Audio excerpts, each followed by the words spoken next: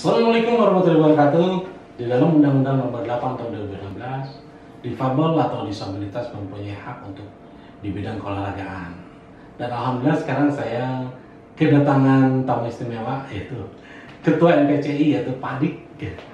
Apa kabarnya, Pak? Alhamdulillah sehat. Alhamdulillah sehat. Mungkin yang banyak yang belum tahu nih, Pak, tentang apa itu NPCI dan kepanjangan dari NPCI, Pak. Betul. Dari mungkin perlu kita perkenalkan dulu ya. Saya Adik Pak Roji, Ketua NPCI Kota Bandung nih. Oh iya. Jadi apa itu NPCI?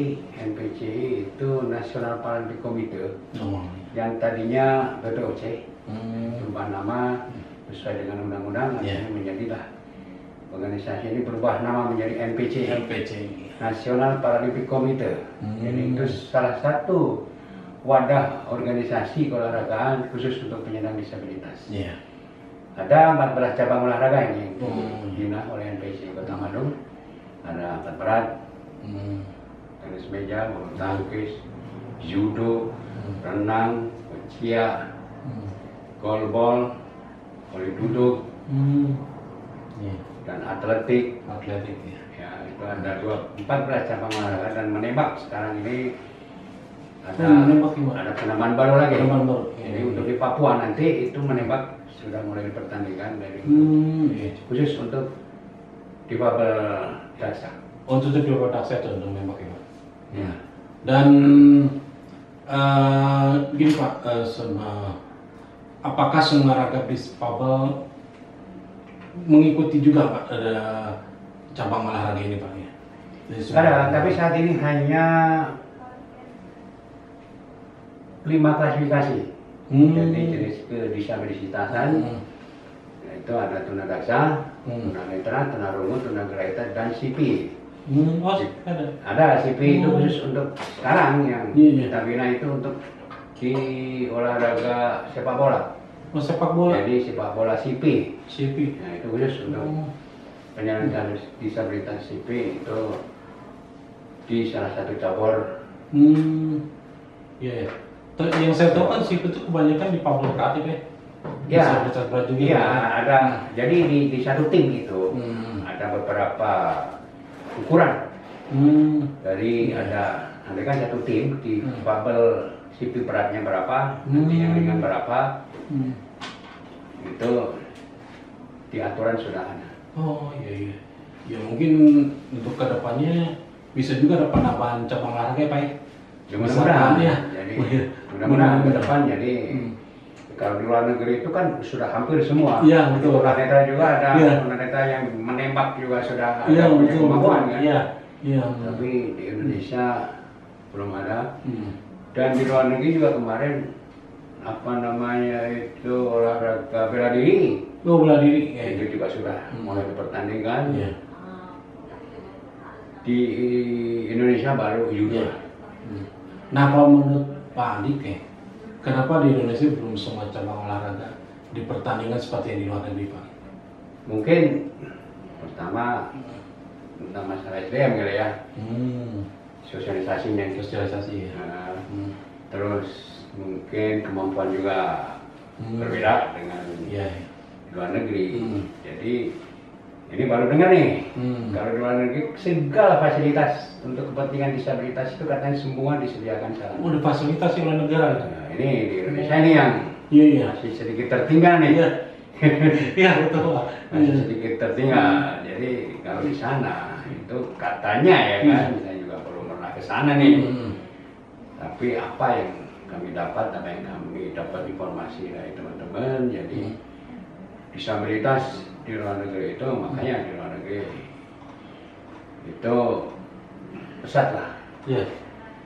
Nah, tapi biarpun sarana prasarana di Indonesia itu tidak sesuai dengan harapan kita, tapi prestasi secara nasional Indonesia itu apa namanya diperhitungkan juga di tingkat Asia. Nah, berapa kali Indonesia menjadi juara kan? Di ASEAN Para Games. Itu jadi Indonesia ini juga apa namanya olahraga disabilitas yang diperhitungkan lah di tingkat Asia. Nah jadi saya sangat sekali Pak ya, kalau misalkan negara belum sepenuhnya memfasilitasi dengan potensi yang dimiliki oleh atlet-atlet dari difabel di Indonesia, berarti bisa jadi akan tertinggal terus ya Pak ya? Tertinggal tidak, tertinggal tidak, tapi hanya sebatas olahraga yang memang sudah disosialisasikan di Indonesia. Jadi olahraga yang baru ini masih belum lah. Tapi di Indonesia untuk tingkat ASEAN, Asia itu diperhitungkan ini. Karena kemarin beberapa kali kita Indonesia ya menjadi juara umum. ASEAN Para Games. Waktu kita tuan rumah di Malaysia. Terus ditarget juga kemarin akhirnya pandemik. Itu sebetulnya Indonesia juga pasang target juga menjadi juara umum. Akhirnya kemarin gagal, diundur, akhirnya tidak jadilah. Dengan berita katanya tahun ini akan digelar lagi ASEAN Para Games atau di Thailand atau di mana di Filipina. Karena kemarin terganjal oleh pandemi COVID-19, akhirnya seluruh kontingen ASEAN Para Games yang pelatnas itu dipulangkan lagi. Dipulangkan lagi ke Indonesia? Dipulangkan lagi. Kalau menurut Bapak nih Pak, di luar negeri kan fasilitas untuk difabel itu betul-betul semuanya disediakan ya. Apakah ada hubungannya mungkin dengan anggaran Pak yang tidak mencukupi? Kemungkinan juga, kemungkinan juga, dan mudah-mudahan ke depan juga pemerintah sendiri punya program lah, punya rencana, punya tujuan untuk ke arah mengangkat harkat martabat penyandang disabilitas, bidang olahraga, kan? Apalagi olahraga Indonesia ini kan sudah juga membela negara kan, sudah sering mengibarkan bendera merah putih di tingkat internasional atau nasional. Mudah-mudahan apa yang ada di Indonesia nanti dalam rangka pembinaan olahraga disabilitas lebih berkembang lah, terutama mengenai sarana prasarana yang memang aksesibel untuk penyandang disabilitas. Nah itu benar. Dan yang saya rasa sih menjadi delegasi dari bidang cabang olahraga suatu membanggakan ya Pak. Betul. Diri sendiri dan untuk negara juga gitu kan. Betul. Nah, menurut Pak Adik, apakah apresiasi dari pemerintah daerah merupakan bonus sudah cukup untuk atlet-atlet Indonesia? Kalau untuk bonus alhamdulillah sekarang sudah mulai disetarakan ya. Jadi disetarakan sama non difabel gitu Pak? Nah, sekarang sudah mulai disetarakan oleh non disabilitas, sudah disetarakan baik itu di tingkat nasional maupun tingkat daerah. Berarti Kota Bandung ini alhamdulillah sudah lama kita ada kesetaraan. Memang dulu juga kita penuh dengan perjuangan sebetulnya mencapai kesetaraan itu kan tidak semudah kita untuk membayarkan telapak tangan sebetulnya. Betul. Apalagi dengan kondisi difabel ya Pak ya? Gitu kan. Tapi alhamdulillah sekarang ini khususnya NPCI ya. Olahraga NPCI ini sudah banyak orang yang melirik lah. Banyak orang yang melirik soalnya kesetaraan sudah tidak ada bedanya dengan non disabilitas. Kita berharap mudah-mudahan masyarakat disabilitas yang belum mengenal NPCI, coba ayo kita bergabung dengan NPCI demi kita, untuk kita, demi bangsa dan negara juga. Betul. Nah, kalau bicara tentang olahraga prestasi gitu, mendapatkan medali, itu pun salah satu keinginan saya Pak, dan keinginan kawan-kawan saya notabene difabel berat yang mobilitas tubuhnya sangat terbatas Pak. Dan kemungkinan di Indonesia belum ada olahraga secara regulasi Pak ya untuk difabel berat ini. Nah, menurut Bapak sebaiknya untuk difabel berat ingin mengikuti atau ikut serta dalam olahraga itu harus seperti apa sih Pak? Memang sekarang sudah mulai dikembangkan untuk difabel berat difabel berat itu baru satu cabang olahraga baru sekarang ini diperuntukkan untuk penyandang disabilitas berat, itu boccia. Boccia. Nah, ini perlu disosialisasikan sebetulnya tentang olahraga boccia ini, tapi di Papua ini sudah dipertandingkan. Oh, sekarang ini di Papua dipertandingkan dan Jawa Barat sendiri mempunyai tim untuk cabur boccia ini. Ya ke depan NPC Kota Bandung juga berkeinginan lah ada khusus koordinator atau cabang olahraga yang ada di Kota Bandung ke depan, mudah-mudahan boccia ini kan khususnya untuk olahraga disabilitas berat ini akan kita masukkan juga di NPC Kota Bandung. Jadi ini tugas kita sebetulnya, tugas tanggung jawab kita sesuai dengan undang-undang. Undang-undang itu kan berlaku untuk semua. Untuk semua ragam di Papua. Betul. Itu untuk semua, jadi semua itu harus teradop lah. Jadi keinginan, aspirasi, keinginannya ya kan, karena kita diatur oleh undang-undang kan untuk kita untuk semua jenis ragam disabilitas. Ya sebetulnya ke depan mudah-mudahan nanti itu bisa direalisasikan. Ya, amin. Nah, itulah tujuan saya sebetulnya Pak, menggunakan padik ya. Jadi menggunakan padik itu mudah-mudahan padik bisa menjembatani atau menjadi harapan kita untuk di Papua Barat Pak, supaya di Papua Barat pun dikhususkan dengan cabang olahraga yang lebih luas lagi dipertandingkan gitu kan. Betul. Setidaknya di Kota Bandung dulu Pak. Insya Allah. Mudah-mudahan menjadi pionir atau mungkin menjadi salah satu pencetus olahraga untuk di Papua Barat gitu Pak ya. Insya Allah. Tapi itu kan harus mulai tahapan harus mulai tahapan. Misalnya, apalagi kalau kita bicara tentang olahraga prestasi, ini kan harus regulasinya harus jelas. Regulasinya harus jelas. Olahraganya seperti apa, ya kan? Itu memang perlu perjuangan lah. Betul. Perlu perjuangan, perlu komitmen bersama agar semua ragam disabilitas ini bisa kita berdayakan lah dalam bidang olahraga. Betul. Ya itulah harapan kami semua ya Pak. Ya memang kami kemarin kesulitan memang. Ada kan ada orang tua datang atau atlet datang, terus mereka kita lihat, wah ini disabilitas berat. Kan kita arahkan kemana? Kadang-kadang bingung nih. Dalam satu sisi itu kewajiban kita, dalam sisi lain diarahkan ke cabur apa? Kan. Itu kadang-kadang yang suka bikin kesulitan buat saya sebagai pembina NPC ya. Memang sering itu saya alami. Tapi itu mungkin tidak kita melihat dari luar negeri Pak, yang banyak sekali cabang olahraga pun dipertandingkan di Papua Barat itu. Kita untuk mengadopsi ke sana gitu.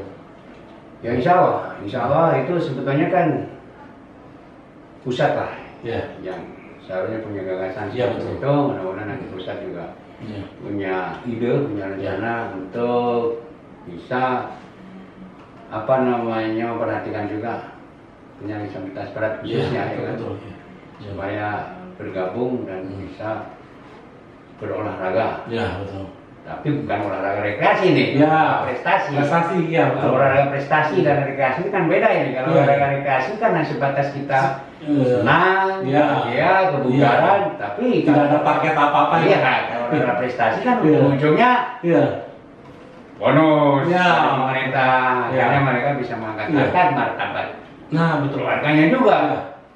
Ya kalau di dalam aspek Pak yang saya tahu, aspek keolahragaan ini yang bisa mengangkat martabat itu seperti mapan finansial Pak ya, juga bisa juga mengangkat nama negara gitu kan.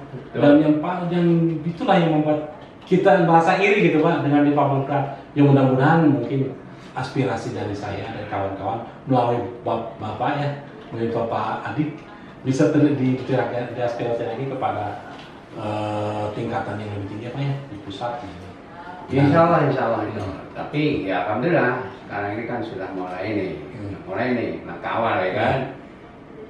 Disabilitas berat sudah mulai diadop, diambil, dipertandingkan.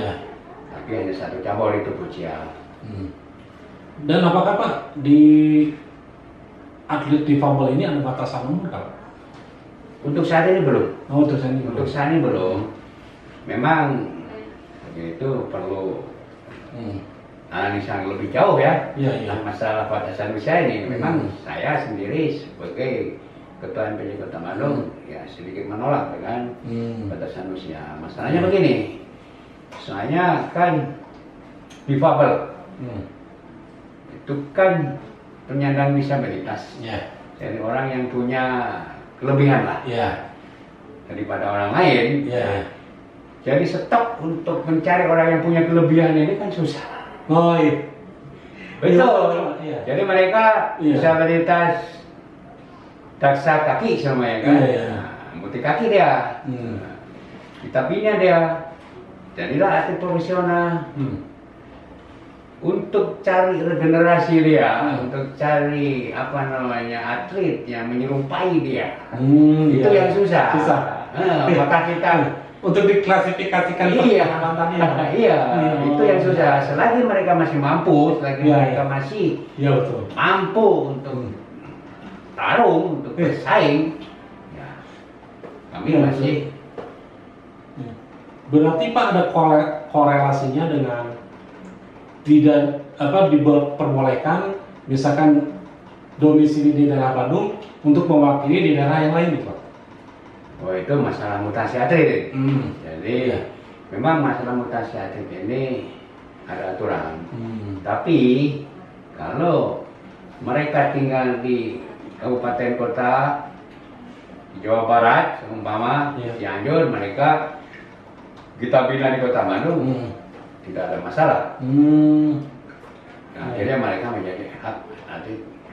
Tapi kalau mereka sudah pernah main di kabupaten kota, terus mereka ingin pindah ke Kota Bandung, mereka harus pakai regulasi yang namanya aturan mutasi. Oh, aturan mutasi. Aturan mutasi seperti apa, Pak? Aturan mutasi adalah mereka mengajukan surat ke NPC yang mereka tempati akan pindah ke daerah yang mereka inginkan dengan alasan tertentu. Memang alasan ada. Aturannya tidak sebatas alasan saya pengen pindah karena pengen menuntut kesejahteraan, nggak boleh. Tapi apa nggak akan menjadi ada kesenjangan gitu Pak dengan daerah lain yang seharusnya memakai atlet daerah sendiri gitu? Dia sebetulnya itu hak atlet ya, itu sebetulnya hak atlet. Tapi dengan alasan yang tepat mereka diperbolehkan. Ya kan, pindah sekolah, ikutin keluarga, punya pekerjaan di daerah yang mereka inginkan, itu diperbolehkan. Tapi kalau yang seperti tadi, memang kemarin sempat jadi perdebatan. Atlet Kota Bandung kan ada yang ber-KTP di kabupaten, ada yang ber-KTP di Cianjur, seumpama nih, ya kan? Itu akan seperti apa? Apa kita kembalikan lagi ke daerah? Tidak mungkin bisa. Soalnya mereka berikinan dan mereka belum tahu, mereka tahu NPC itu dari Kota Bandung. Mereka kita bina di Kota Bandung, ya kan? Apalagi seumpama nih, punten di daerah lain NPC-nya belum berkembang, NPC-nya belum berjalan, dan kepengurusannya juga tidak tidak aktif lah. Tidak aktif. Terus mereka berasal dari kabupaten A. Saya ketemu di jalan nih. Begitu saya lihat KTP-nya, kamu orang sana.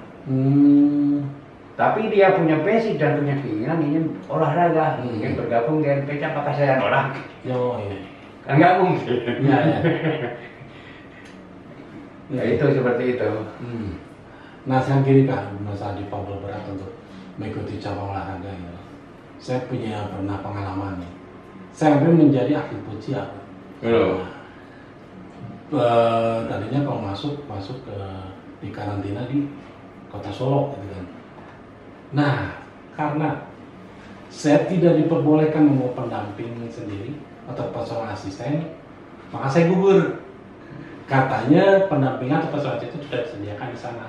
Tapi kalau menurut saya begini Pak, bukankah lebih baik jika kita bisa bawa sendiri personal asisten yang udah mengerti tentang kita gitu, tentang saya gitu kan, di Papua berat ini harus mengurus itu dan ini segalanya gitu.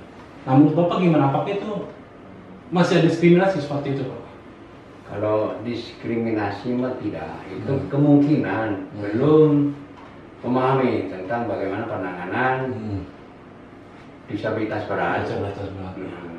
Kalau saya sepakat, mereka pendamping itu harus orang yang biasa menangani sehari-hari tentang kondisi hati yang bersangkutan.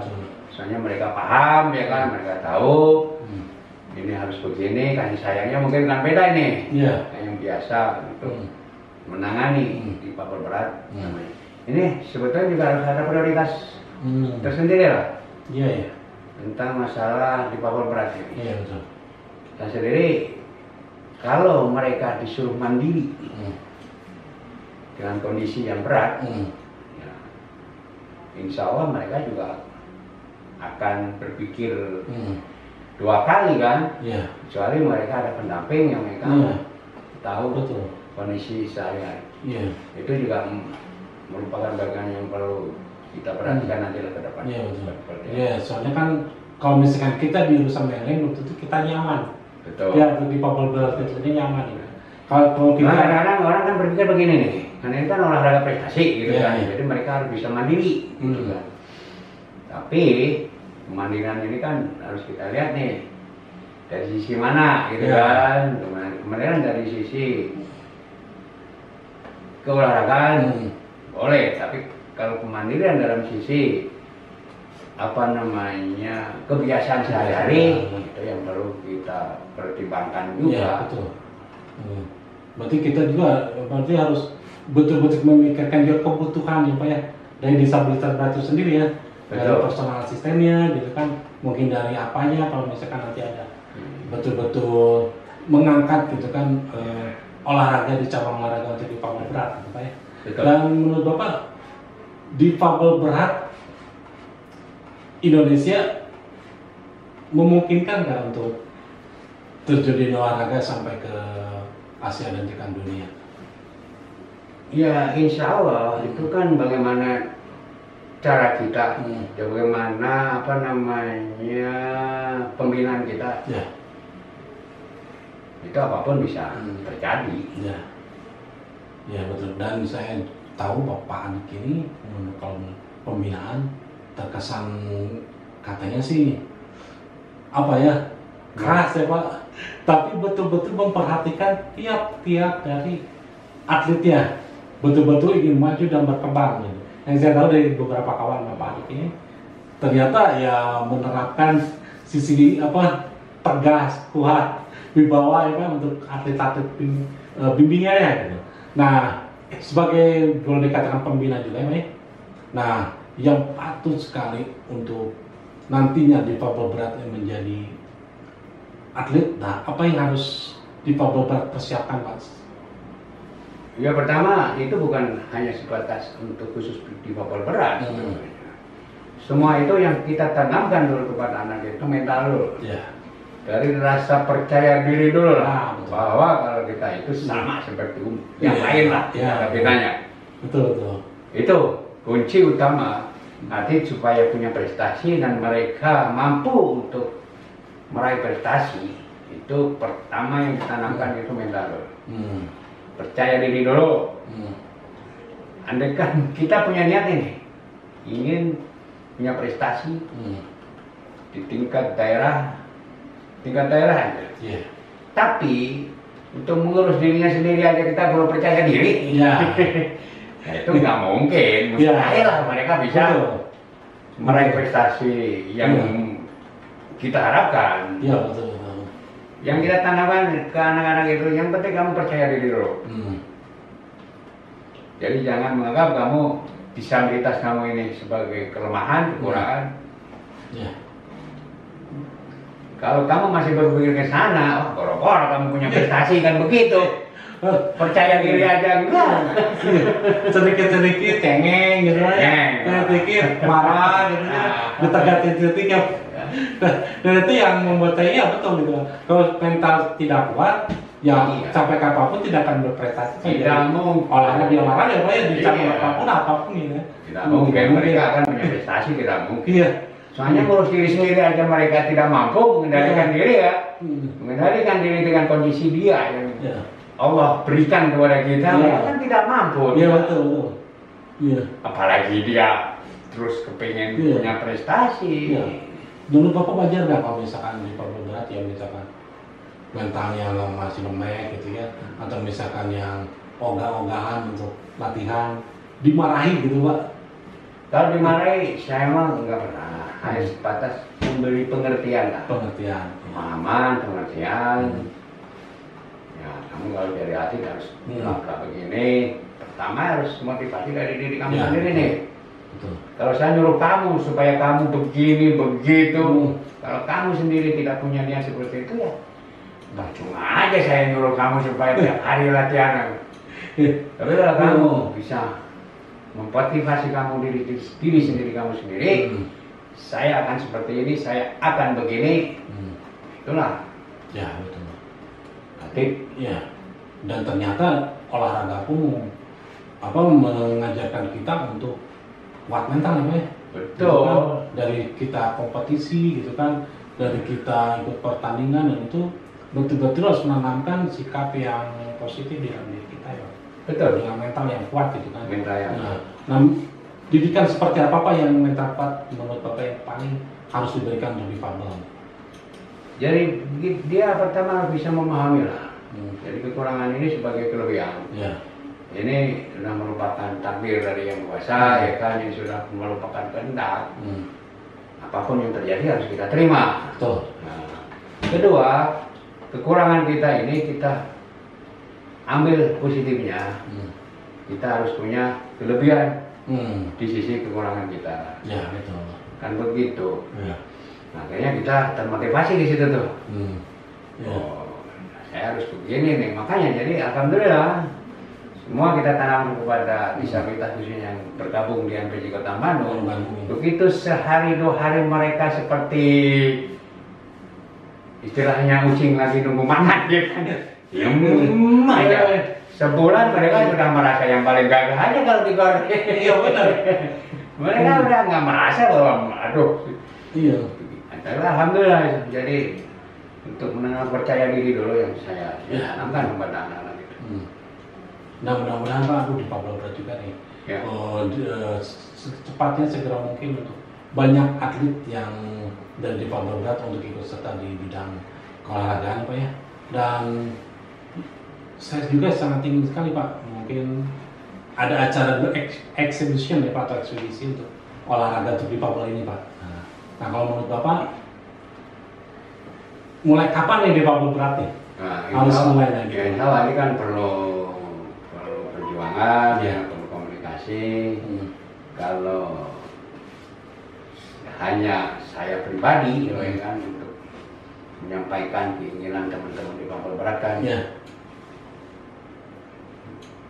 Kemungkinan berat. Jadi kalau kita komunikasikan dengan yang lain, kita komunikasikan dengan Papua Barat yang sendiri, ya pemerintah juga dalam hal penanganan di Papua Barat. Memang kalau saya lihat di olahraga ini yang mampu dilakukan oleh Jawa Barat itu kan paling catur. Catur ya. Catur sama boccia ya kan mereka sudah akan dicoba dipertandingkan di Peparnas Papua nanti. Begitu. Ya mudah-mudahan Pak nanti mungkin sama teman-teman di Papua Barat yang betul-betul ingin ikut serta dalam keolahragaan ini Pak, bisa ntar komunikasi sama Bapak, kita diskusikan ya Pak. Insya Allah, insya Allah. Nah, mungkin kita bisa berkunjung juga ke MPC Bandung Pak. Insya Allah. Untuk Bapak Adik dan semua rekan-rekan di sana mencari dukungan support lah kepada Pak Adik untuk bisa betul-betul bukan sekedar diperhatikan tapi diimplementasikan di Papua Barat juga untuk bidang keolahragaan gitu ya, untuk berprestasi gitu. Insya Allah nanti akan kita sampaikan kepada teman-teman ada keinginan semacam ini ya kan. Memang kami sendiri kan menerima semua penyandang disabilitas yang ingin bergabung di MPC. Memang saat ini kami masih selalu bingung kadang-kadang bila mana ada datang di Papua Barat. Kan kita arahkan ke cabur apa. Iya. Soalnya ini kan olahraga prestasi gitu Ya, kan. ya mungkin kalau misalkan nanti ada apa diskusi bareng lebih enak ya Pak ya, ada solusi yang terbaik lah, seperti apa untuk di Papua Barat itu cabang olahraganya, kemampuannya seperti apa, kebutuhannya seperti apa, termasuk personal asisten dan pendampingan ya Pak ya. Insya Allah. Seperti itu. Aduh, hatur nuhun pisan Pak, terima kasih banyak karena waktunya. Siap. Dan sudah habis. Dan ini mohon doanya nih. Iya. Mohon doanya mudah-mudahan ini Jabar menjadi juara umum. Insya Allah Panas ini 2021 di Papua. Iya. Ini merupakan target. Betul. Dan alhamdulillah juga kontribusi Jawa Barat dalam rangka pelaksanaan Peparnas ini hampir 50% atletnya dari Kota Bandung nih. Oh, 50% dari Kota Bandung Jawa. Ya, Jawa Wah, jadi Bandung juara, Jabar juara kan? Bandung juara Jabar juara. Iya, betul. Iya. Di Kota Bandung bukan hanya kuantitasnya saja. Ya. Berharap kualitasnya Kualitasnya, di ya. Kota Bandung atlet Betul. yang tergabung di Betul, NPC ini betul, ya. bisa berkontribusi lah. Ya, betul. Meraih medali terbanyak nanti Ya. di Papua. Oke. Mari kita dukung NPC Kota Bandung dan Jawa Barat khususnya, dan juga atlet-atlet olahraga Indonesia untuk terus berprestasi, mengukir prestasi dan kemampuan yang ada untuk untuk mampu bersaing di tingkat dunia ya Pak ya. Oke Pak, terima kasih banyak Pak Adik. Insya Allah mungkin nanti ke depannya kita bisa kolaborasi lagi Pak. Amin. Insya Allah saya juga pengen main-main lah silaturahmi ke NPC. Siap. Terbuka. Ya. Oke. Terima kasih banyak kawan di bawah. Wassalamualaikum warahmatullahi wabarakatuh.